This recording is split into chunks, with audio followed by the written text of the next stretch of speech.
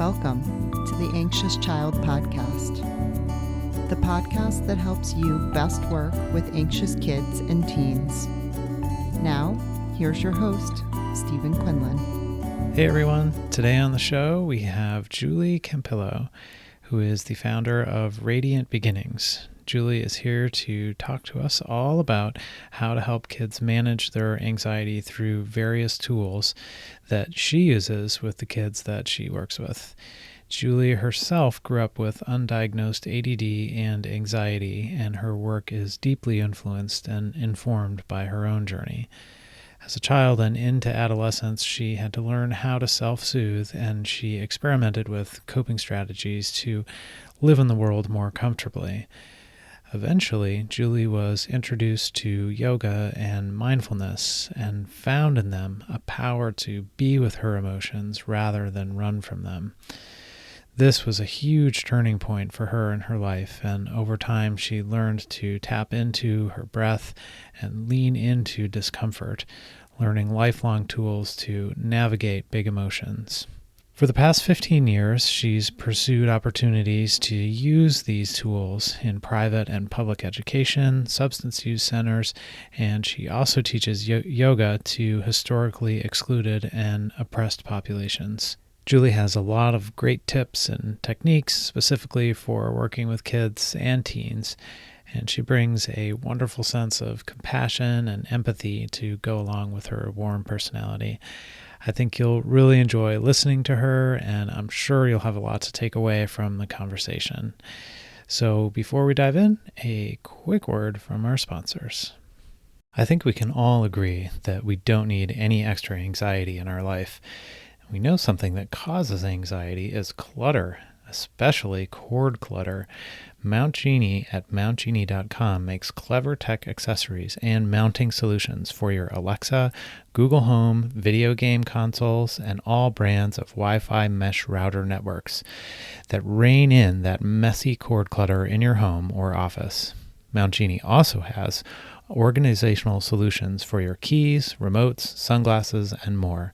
Most install without tools in minutes and won't cause damage to walls. Mount Genie is a family-owned company solving your cord clutter problems. Check them out today at mountgenie.com. And don't forget, while you're there, to enter in the code anxiety10 to get 10% off. I've got several of their products in my house, and they really look great. They're super easy to install. So check them out today at mountgenie.com, and don't forget the code anxiety10 at checkout. If you want to be healthier, one of the best things you can possibly do is get at least 7 hours of quality sleep every night. I know it's hard to get that much sleep sometimes. Your mind keeps you awake, you can't get comfortable. There are 100 reasons why you can't get 7 hours quality sleep. But it's super important because your body heals itself when you're asleep. Do you want to know an easy way to get more quality sleep every night? Make sure you're getting enough magnesium. Believe it or not, around 75% of people don't have enough of it.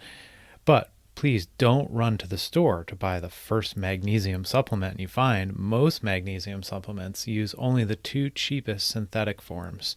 And since they're not full spectrum, they won't fix your magnesium deficiency. There are actually 7 unique forms of magnesium, and you must get all of them if you want to experience its calming, sleep-enhancing benefits. That's why I recommend Magnesium Breakthrough by BioOptimizers. Simply take 2 capsules before you go to bed, and you'll be amazed at how much better you sleep and how much more rested you feel when you wake up.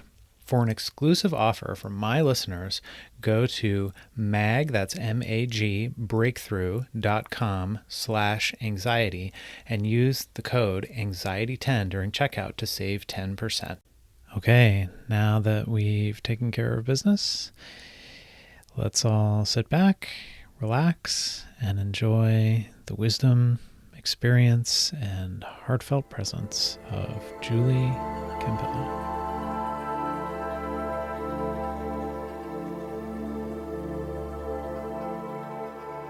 Well, thanks so much for being here. I really appreciate you coming on. I'm super excited to talk to you about all of the work that you're doing. But it's also so funny, as I know we were chatting over email, that we seem to have this very similar, like, geographic um, path in life, I suppose. Yeah. So did you, I mean, grew up in Colorado, and then I moved out here to Maine. And so you were in Colorado for a while as well, right?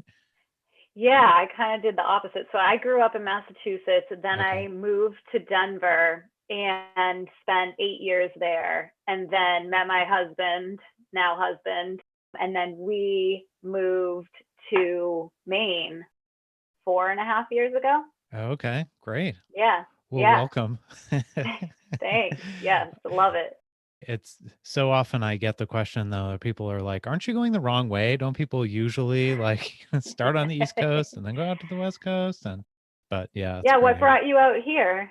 I went to graduate school in New York in the city, Okay. and so that's where I met my wife, and then we just moved up here after a while because 6 years in New York City was that seemed to be just about enough. That's awesome. Yeah. So I also saw that part of the reason that you started doing this work is that for yourself as a child, you had some of your own anxiety and maybe also some ADD thrown in there. And so you were trying to develop these like self-soothing techniques for yourself early on. Yes. Yeah. Yeah. So it wasn't until I found yoga and mindfulness that I found different tools that were really working to soothe the nervous system. But yeah, it was just, a lot of resilience building early on, just doing the things and pushing through with not a lot of the skills. So when I found yoga, I was like, whoa, this is Mhm. like the magic sauce that I've been looking for. When was that for you? When did you find that?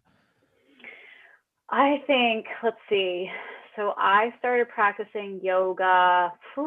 It's been a while. So maybe around 15 years ago. Okay. Okay. And so up until that point, do you recall kind of having specific things that were difficult for you with the anxiety or any kind of childhood like experiences that were difficult in that way? Yeah, I mean, I can remember a lot of just different examples, like, raising my hand in school, or like if it was my turn to read out loud, I'd be like, reading through the page before it got to me, and like counting how many people ahead of me would go, and Uh-huh. just working these little things that that seem little to most people, just turning into like such a big deal. I never liked to sleep over friends' houses. I would get a bellyache, and I played sports growing up, so I would just like, if something got like too extreme and gave me too much anxiety, I would like fake an injury a few times. I pulled Mm-hmm. that card. But yeah, just like I don't think that it was until probably until I was an adult and after I found yoga, I was like, wow, those were like that was anxiety, but like I don't know, I did a really good job of covering it up so that my parents really didn't know that I was struggling that much. And my Mm-hmm. best friend, even to this day, is like, I had no idea that it was like that extreme. I was like, yeah, I'm really good at hiding it. Yeah, you're certainly not alone with that. I've heard that from a lot of people that there's almost this kind of quiet struggle that they're going through that not everybody is aware of. I think sometimes there's this conception of anxiety, and sometimes it does present like this, but that it's very obvious outwardly, like you're going to be cowering in the corner or something like that. But oftentimes that's not the case. It's more putting on that good face for everybody. And as you said, going through all those things internally to try and compensate for that. I mean, it must have been such a relief. It's so much mental energy that you're putting into this all the time. And you just do it. So it's kind of becomes your life. Yes, yeah. I feel like even now, I mean, this past year has been super anxiety provoking. I know I'm not alone in that. And when we think about how much energy we had to put into just managing our own emotions, and then, the news and all of these different things, it's like at the end of the day, when you think about how much energy that must take Mm. from you, it's like, whew, it's gonna be exhausting. So yeah. Yeah, I was acutely aware of that when I got fully vaccinated a few months ago, and I was just realizing that there was this weight that you've been carrying around for so long, and you don't know it's there until it's gone, and then you're like, oh my gosh. Yes. Yeah. Yes. That freeing feeling like, oh, this is what I've been carrying, but you just don't, for some reason, I just didn't know how much I was carrying. Yeah. Even as a child, I'd be like, oh, I don't know, you just get used to living the way that you live until you realize that there's an easier way or different tools that can help you, or, meditation, medication, whatever it is that ends up helping out. It's like, we just, suffering is no fun. So Yeah, with the medication, for example, because I think that's another instance where people can have that experience of sometimes very quickly things being different. And I know a psychiatrist friend of mine who uses the analogy all the time that it's going to feel a lot like you were carrying around a backpack full of rocks and then you just took it off. So I think it's probably similar to that. yeah. Do you remember that? So tell me about that when, you discovered yoga and what that was like for you. Yeah. So I started practicing at my local gym, and I think I did it with a friend, and they would play some music that was different to me at the time, and I would just be giggling. I was probably like 18 at the time, and I thought it was just so Weird. awkward. I Yeah. felt so weird about it all, but then I don't know. I remember being in downward facing dog and being like, oh, there's a cue to just really focus on, spreading your fingers and feeling the texture of the mat beneath your hands. And I was like, this is bringing me into the present moment and interrupting my racing thoughts. That's brilliant. Like, what an awesome concept. And I think it was just having that understanding of like, this is what it's doing, and then keeping up with that practice and noticing when I would leave, just feeling like, whoa, I feel better. And I would work out at the gym. I've been active my whole life, but with yoga, it was more, I think, nurturing and soothing and giving me what I needed more in turning inward and being a little bit more quiet type of way. Whereas like usually my energy I have a lot of energy, so it goes out and it can be scattered. But with yoga, it was just kind of more of this inward process. That being said, I have had to leave classes because I've had, almost panic attacks where I'm just like, whew, not today. I gotta go. That was in the early stages. I think once I started using yoga as a tool to help with the anxiety, the beginning was a little bit more bumpy. And then from the gym, I started practicing at a local yoga studio. That was a heated class, and it was an hour and a half long. And so that was just a little bit more intense. But I just remember, being in certain poses like pigeon pose and just crying and letting it all out. And it's like, there's just got to be something more to this practice. It is really powerful and helping, just empowering me to like move toward the discomfort instead of running away from it, which with anxiety, it's very easy to constantly be afraid of doing little things. So if you find teachers that are encouraging you to lean into the discomfort with kindness and compassion and breathe through that, and that translated for me outside of, being off of my mat and, doing something scary, even like going to the grocery store and feeling, oh my gosh, I feel so anxious. And it's like, okay, we can breathe through this. We can tell ourselves like, it's going to be okay. But yeah, so that was the start of my yoga journey, and really just realizing, oh, there's something to this yoga thing and my anxiety. It's so interesting. I think what you're describing almost sounds like a parallel process of being able to physically kind of stretch yourself further into something that's slightly uncomfortable, and knowing that if you focus on what it is, and sometimes you'll hear this in yoga classes, breathe into that spot. So you're bringing your attention there and giving yourself at the same time, that self-soothing mechanism to kind of get through that for you. And I think this happens for a lot of people, then, as you said, translates out into an emotional place out in the world where you can take that and try to kind of be with it a little bit more. Absolutely. I love it. So what happened from there? So you've discovered this yoga, and what came next? Oh, let's see. So I discovered yoga in Massachusetts, and then I ended up moving to Denver. And I'll back up and say I discovered the yoga. I was always working with children. I was going to school, and I think I was doing I did an internship with a social worker and a child psychologist. And I was able to create small groups and focus on social emotional learning and kind of weave in the yoga practice as well. So I was getting to experiment breathing and movement mixed in with the social emotional learning piece with this small group to just see like, how is this working with children? So started getting more interested in like, if this is working with adults, is it also working well with children as well? Can yoga help children become more empowered and calm in uncomfortable situations?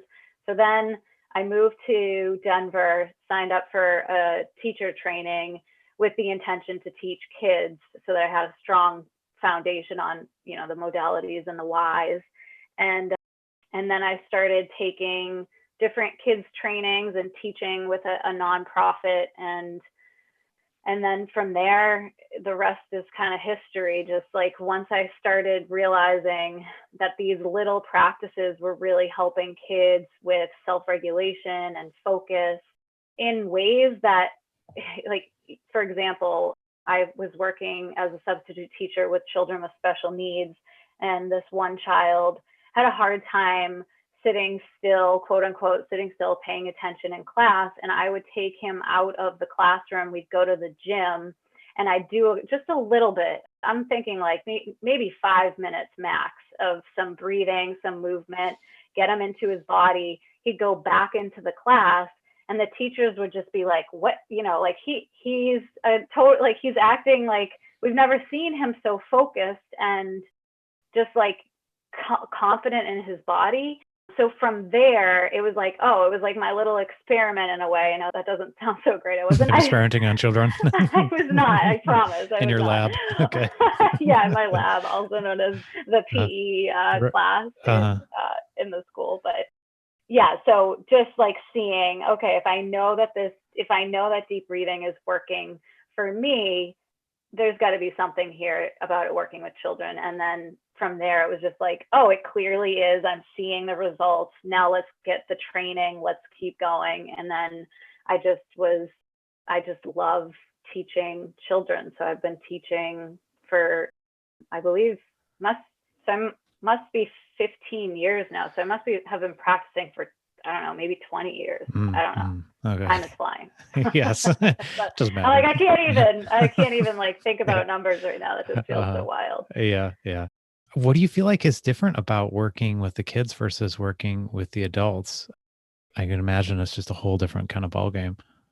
Yeah. So I actually started out after I did my adult teacher training, I started teaching adults at this local yoga studio and I liked it. But the whole time I was like, this would be so much more fun with kids. And it's just the fun piece that for me, like I am goofy and I love like connecting and making it more interactive. There's conversation in the classes that I teach. It's not specifically yoga. I'll include cooperative games and guided imagery and different kind of pieces of it. And then having an opportunity for kids to share and be themselves, be energetic. It's not all like, let's get all peaceful and calm. It's like, let's get our wiggles out and do 20 frog jumps if you're feeling like you have extra energy, or if you want, just do one. It doesn't matter. But just, I think it's that piece of like a deeper, for me, for teaching kids, I just crave that connection and that ability to give kids an opportunity to really express themselves in a way that feels good for them, and like creating this container where they feel free to be who they are. Mm-hmm. So there's less of those kind of, not that sort of traditional yoga has like, these constraining sort of boundaries or something, but it is freer in that way. And the kids are allowed to, you hear this expression sometimes, to get out of your head and get into your body. And that helps them then to go from there back to being able to pay attention, etc. Yes, exactly. Yeah. Mm-hmm. And it's that, maybe a place where they don't always feel free to express who they truly are. It's that opportunity to get, like you said, into the body and kind of turn down or turn off the thoughts that prevent them from just being free. Because I think that's all we want to feel, is we want to be free. Yeah, I think we forget that sometimes as adults, that to be able to kind of turn off that, your brain, or sort of the hamster wheel that's going around in there, sometimes you just have to, I'm thinking back to when you were describing of focusing on sort of the hands, and spreading out the fingers, putting your attention somewhere else, and then at the same time doing something physical, which we know just on a neurological way brings down your anxiety, and that can be super helpful. Are there things that you tell parents or even other professionals that you work with that are helpful in particular for kids? I mean, you mentioned like, okay, go do 20 frog jumps. Like, I mean, is that like, are there things like that you suggest, or what does that look like? Yeah. I'm a huge breath person, and we always share, like, if the breath doesn't feel good for you, you can always pass on it. That being said, if we can teach how to breathe in a way that helps calm the nervous system, so a big belly breath in and a full exhale out, I always feel like if we can just give these kids the tool of breath so that they can, because it's with us all the time. We don't need, a breathing ball in our back pocket. It's free. We all have it. We all have access to it. It's just remembering to tap into it. So oftentimes we'll teach, what does a belly breath look like? What does a quick, shallow upper lung chest breath look like? And a way that you can do that too is placing like a stuffed animal on your belly and watch it rise and fall with your breath.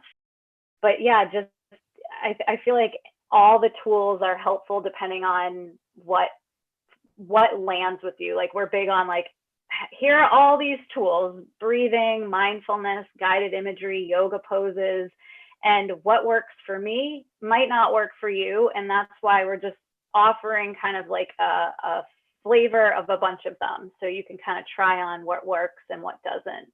But mindfulness is a big one. Like, if we're thinking about the past, we're thinking about the future, we might be feeling overwhelmed or anxious, but can we drop into the present moment? And that could look like, find 3 red things that you can see, just little games that feel more playful and less kind of prescriptive, and like different breathing techniques that aren't so like, okay, I need to take a big breath and it's like this big serious thing. It could be like, let's do lion's breath together and get really silly about it. And just really, I always like encourage people to breathe in through your nose, because that is going to just help with that big belly breath or diaphragmatic breathing.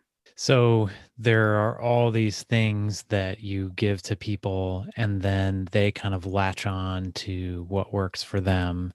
And then, well, you and I were talking earlier before we started recording that a lot of this is the trick is being able to take what you've learned kind of in whatever space it is that you're learning these things out into the quote unquote real world itself. So I guess I wonder with the kids, like, it must be helpful to have something that is either silly or related to a stuffed animal that for them is like a mnemonic device. They're going to remember back to, oh, what's that? What was that silly thing I was doing? Oh, it's the lion's breath. And that, like, that's the win, right? That you've now taken that and transferred it out into your life. Yes, yeah. And I think what ends up happening is, especially when this becomes a practice for the kids, they start to realize after they do it, wow, I feel better. There's something about this similar to my experience with taking adult classes. It's like, there's something to this. Like, I just am feeling better. Or I notice that when I take 3 deep breaths, I do feel better. So we'll, plant seeds of, you can always take a deep breath when you need a break, or if you're having trouble falling asleep at night, you can take 3 of these deep belly breaths, or, share a different tool, but give them examples from real life and then kind of reflect it back from the theme that we are teaching, if that makes sense. Yeah, it does. Yeah. What are some uh, things that you see typically a lot of kids struggling with these days? Obviously, these days are what they are, but what are some things that you commonly see a lot of kids coming in with that you're trying to help them work on? I think it feels like it's a combination of anxiety and not being able to focus very well, or, really wiggly bodies, very hard to sit still. And it's really interesting to see. And I shared that other story where it's like, the teachers or the people that we're working with that see those kids on a regular basis. And then after just a little bit of movement and breathing and relaxing, that self-regulation piece comes in and they're able to be more comfortable in their bodies. I think a lot of kids just during this pandemic, I don't know, a lot of our classes right now have been virtual. So it's been harder to see the direct, like, oh, this is what all these kids are struggling with, these couple of situations. But I think overall, just how do we get them to feel comfortable in their bodies when they are experiencing big emotions, and being okay with, we're not teaching them, oh, you're feeling this certain way, we should like run away and like, not deal with it. It's like noticing it. Okay, I'm having this feeling. And then what is a tool that I can use to get into a better, more comfortable mental space? But that for me has been a shift, because I think I started out on my journey as like feeling, and then being like, well, I don't want to feel that. And then I'm going to do something else. Mm-hmm. Like, so whatever distraction and whatever I had to do. And now it feels good to, we're leaning into those feelings, and then we have these tools that can help us, overcome them and build resilience. Mm-hmm. It's the real trick of certainly anxiety, I think, but also just potentially even perceived negative big feelings in a lot of ways, is that they're too much, or you're not going to be able to handle them, and they need to be avoided really at all cost. I mean, you see people go through just unbelievable hoops in order to not feel something.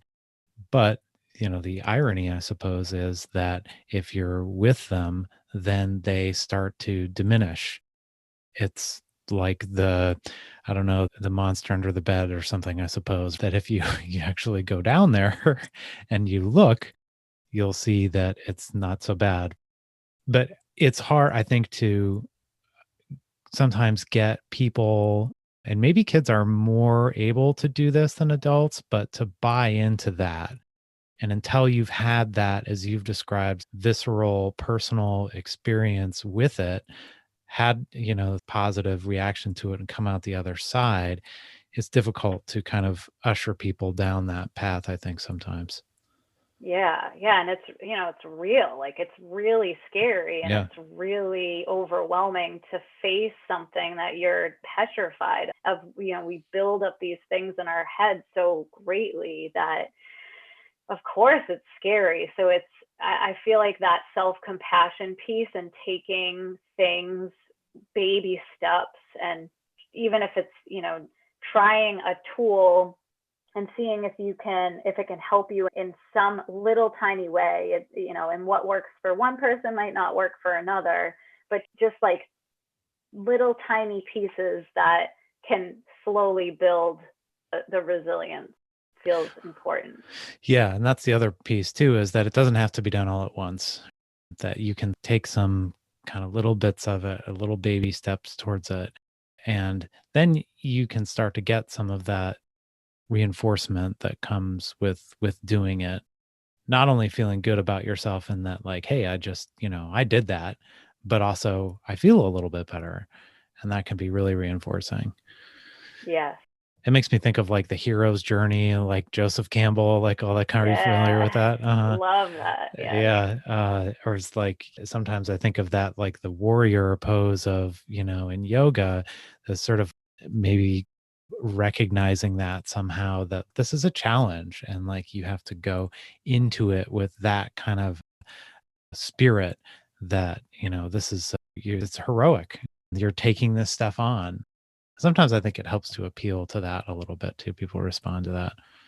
Yeah, definitely. Yeah, and mindset shift too is so huge. Like even just breathing, moving, and connecting with others can just naturally change our mindset when we're just kind of stuck in a certain headspace, to be able to just reframe the thinking a little bit with just, yeah, like what you were sharing, just going into a challenging posture. Like, this is a challenge. What do we do? Like, how do we talk to ourselves when we approach a challenge, or when we're in a challenge, with Mm. kindness and curiosity?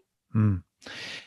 Speaking of, how did you get started on? You're on Insight Timer now, is that right? Yes. The Yeah. app, I love that. I think it's a fabulous app. I didn't know you were on there, but that's wonderful. When did you start doing that? Thank you. Yeah, it's really exciting. I did a podcast with Gaiam a while ago. I would say maybe 5.5 years ago. And then they must have saw that I was on that podcast. And then they asked if I wanted to add any of my guided imagery on there. That was, yeah. So that was it. I was like, sure. And I was kind of like, Insight Timer, what is this? Is this sketchy? I'm not It's some sure. scam. Yeah. Like, what do you want? What do you mean? Like, so what's going to happen? And now it's so amazing getting to connect with people from around the world, which is just like it's probably one of the favorite parts of the week, that I get to, go onto the platform and write back to people that, that leave a comment on a guided meditation. And it's just, yeah, I love it. Very sweet. It's so cool. I mean, the internet is just so impossibly huge that we can't even really understand it. But the amount of sort of connection you get back from people is just really cool, and all over the globe. I mean, what an amazing time to be able to do things like that. And podcasts are cool, I think, is also what you're saying. They're awesome. Okay. Especially your podcast. Oh, obviously. Yeah. I mean, it's probably the coolest. Going along with that, tell me about what you do with Radiant Beginnings. What's that all about? Yeah, so we offer classes, so in-person or virtual classes. We have a teacher training, a 20-hour training for adults that want to learn how to bring these tools to children. And then we offer a video curriculum, so 5 minutes of deep breathing, mindfulness, and guided imagery condensed into little episodes, I guess you could call them. So 3 different ways to reach children, and it's all focused on the same types of modalities. So we focus on deep breathing, mindfulness, yoga poses and embodiment work, and cooperative games if we are in person, and guided imagery. So really thinking of it as a toolkit for kids to build their own style of resilience. So if, like I was sharing before, if the breath is not one that feels good for you, like personally, if I'm feeling panicked and someone tells me like, oh, take a deep breath, I'm like, yeah, right. I can't right now. And stop. Like, don't tell me what to do in the moment. Not helping. This is not helping. But even though I know the importance of the breath and I know what it's capable of doing, it's very hard for me to take a breath when I'm having a big emotion. So I might choose a different tool that could help me in that moment. So I think because kids, they're like sponges. So at this point, they're just, they're taking in all of this information. And then what ends up happening is they're trying them on in class, trying to kind of see what works for them. Then we'll give them maybe like an example of how they could try it in their life. And then they'll come back to class, or we'll connect in some way, and they'll share how they're using it outside in their life, in the world. So that's my favorite part, I think, is just really seeing how kids are using these tools in a way that is useful for them, and not in like this is how you do it, and this is what you use when you're feeling this way. It's like, here are all the tools, and we don't overwhelm them with like 8 million tools, but just enough to be like, this might work for you, or this one might work, and just choose the one that feels the best. Yeah, I love that. Carl Jung said you have to invent a new kind of therapy for each client, which I think is so true, because no matter, what sort of conference you just went to or a book you just read that you're super amped up on, which might be really helpful for you, that doesn't necessarily mean that whoever comes in next is going to fit nicely into that box. And kids, in particular, are so good at taking things and just making it their own, and doing what they need to do with it, regardless of whatever you think. Any parent can probably attest to that. Yes. I had this on the schedule today, and we were going to go at 9 a.m. And that's just, you got to let that stuff go. Yeah. Yes. That's my favorite part about kids, is they're just so authentic and honest that if I'm teaching something that I'm like, oh, they're going to love this, and they're, checked out, or they're not into it, it's like, I just love asking them, like, what game do you want to play today? Or is there a game that you could share with me that could be a mind-body game?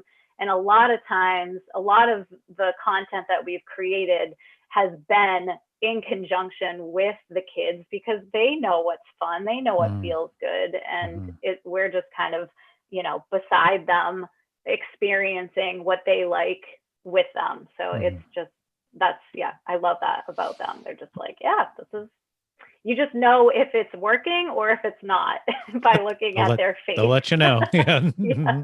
Yes. Yeah. I think as adults, sometimes we're hesitant to assume that role of learner from the kids, because we're supposed to be the teacher, and today we're going to tell you how to do. When, there's wisdom there that we have forgotten about. So if you allow it to come out, I think you can see it. Yep. Did you work with, no, I saw you worked like in schools for a while. And then were you also working, was it at like substance abuse centers or something like that? So I do some work with Sea Change Yoga, and they partner with marginalized communities or historically excluded youth. And so I was doing work with teens at a substance use disorder clinic in South Portland for a little while. But I've done some work in hospitals, schools, assisted living facilities. It's been fun to just, connect with all different populations and, get to know a totally different audience. Yeah, that's so great. It's so kind of widely applicable to different people or different issues. There's so much that you can take away kind of regardless, which is great. Anything else that you would like, what would you like to say to any parent who's listening or professional that's kind of struggling with their kids that are really anxious or having a difficult time in some way? Is there anything that you'd like to say to them? Oh, that's a good question. Yeah, I think, just really being kind and gentle to ourselves as parents and encouraging that within the youth that we're serving, because it's so easy to feel less than or not enough, and you might feel like something's wrong with you, and that's not the case. It's a hard time right now. So trying on these different tools, practicing some breathing techniques. And I know Headspace has I think a children's app Mm-hmm. as well, but just trying out different resources that might be a good kind of, I guess, a good fit for the child. I think everyone's kid is so different, and your kid better than anyone else, whether it's a YouTube video that has some breathing and mindfulness and some relaxation. But really, I think remembering that these are practices, and it's not a perfect thing. We're not performing or anything like that. And the more that we practice these skills, the more that we can develop the strategies in the moment, and the more they'll calm the nervous system. So I don't know. I just think, when I'm at my peak of anxiety, self-compassion is not typically accessible. It's like, oh, I'm just trying so hard and beating myself up and saying these things in my mind that aren't so kind. And trying our best to be gentle to ourselves, because no one's experienced a time that we've been through in the last, over a year now. So it's like, how can we just be kind to ourselves and kind to each other? Because there's just a lot to figure out, I think, in this space. Yeah, it's well said. It's so easy to get down on yourself. And I think we're our own worst critics a lot of the time. And certainly when you're talking about, managing your own stuff or trying to help your kids, it's that progress, not perfection. No one's ever done it exactly. And you just kind of keep putting one foot in front of the other and doing the best that you can. Absolutely. Yeah. But And the teachers that have tried these practices in the schools that find really great success. So I guess whether they're teachers or parents, it's going in with, vulnerability with the student or with the child, and being like, I'm going to try this with you, and we're going to try it together and see what happens, and connect on, maybe what worked or what didn't, and kind of just like more of that co-regulation tool, so that the child can feel like this similar, I think, I want to call it like a nervous system vibe, where like they're both doing it at the same time to soothe simultaneously, so that they can have that shared experience. And well, you're doing great work. I actually found your name through my wife, who teaches first grade, and she loves your stuff and uses it all the time. You're helping people out there and kids, so keep up the good work. That's so kind. Thank you so much. Yeah, thanks for coming on today. Really appreciate it. Absolutely. Anytime. All right, that was Julie Campilio. Her website is radiantbeginningsyoga.com. She does practice out of Portland, Maine, but they also have many online offerings as well at the moment. A quick reminder, if you're listening to the show and you have any feedback, thoughts, questions, etc., please don't hesitate to get in touch with me either via the website, theanxiouschildpodcast.com, or on Instagram at theanxiouschildpodcast. And as goes along with some of the themes in this show, don't be shy. I would love, love, love to hear from you. Well, that's it for today. Until next time, be well and be in touch.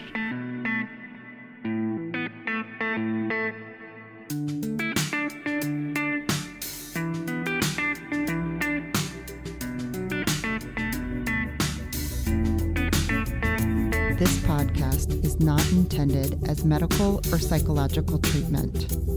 In no way should it replace treatment from a mental health professional.